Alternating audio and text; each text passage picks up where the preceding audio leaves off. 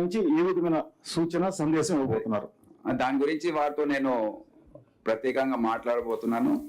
నేను కూడా ఏసీబీలో పనిచేసినప్పుడు చూశాను, ఈ ఏదైతే మీరు చెప్తున్నారో అది నేను కూడా గమనించాను. దీనిపైన చాలా సీరియస్గా ఆలోచించే అవసరం ఉంది. అందరికీ మార్గదర్శకాలు ఇవ్వడం అవసరం ఉంది.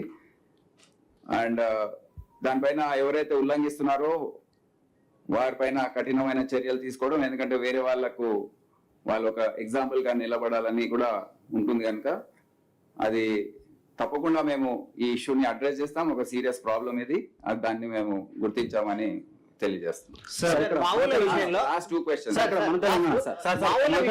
నాయకులు ఇంకా 5 మంది ఉన్నట్లు సమాచారం ఉంది.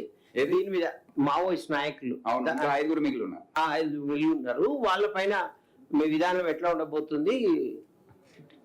వారు అందరు వారి సహచరులు ఏవైతే ఉన్నారో సరెండర్ చేసినట్టు వారికి పిలిపిస్తున్నాము బహిరంగంగా. దయచేసి మీరు వచ్చేసేయండి. మేము పూర్తి స్థాయిలో ప్రభుత్వ పరంగా అన్ని చర్యలు, అన్ని డిపార్ట్మెంట్స్ కి మార్గదర్శకాలు జారీ చేయడం జరిగింది. వారిని పూర్తి స్థాయిలో మేము పునరావాసం కల్పించి మళ్ళీ ఈ సమాజంలో వారిని కలుపుకునే విధంగా అన్ని చర్యలు మా డిపార్ట్మెంట్ పరంగా మేము పర్సనల్ గా సూపర్వైజ్ చేసి 2 నెలలకోసారి ఒక రివిజన్ ఉంటుంది, 6 నెలలకోసారి ఇంకోసారి సమీక్షిస్తాం. ఈ ఎస్ఐబిలో కూడా ఈ విధానం ఎప్పటి నుంచో ఉంది. In fact surrender and rehabilitation policy మన రాష్ట్రంలో 1993లో ఫస్ట్ టైం అమలు చేయడం జరిగింది.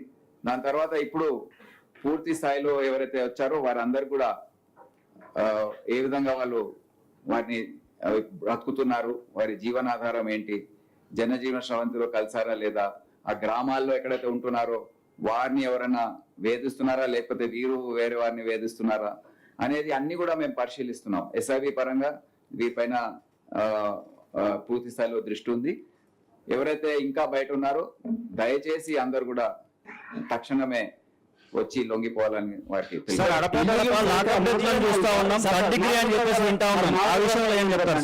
సార్ మార్గద్రవ్యాల నియంత్రణ పైన మాట్లాడుతున్నారు.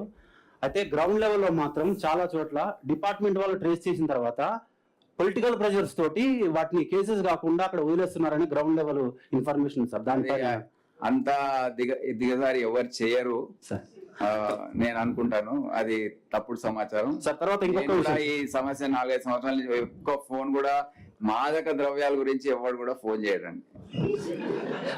పొలిటికల్ ప్రెషర్స్ తోటి డిపార్ట్మెంట్ వాళ్ళు వాళ్ళని వదిలేస్తున్నారని ఒక ఇన్ఫర్మేషన్ సార్. అది కరెక్ట్. తర్వాత రెండో విషయం సార్,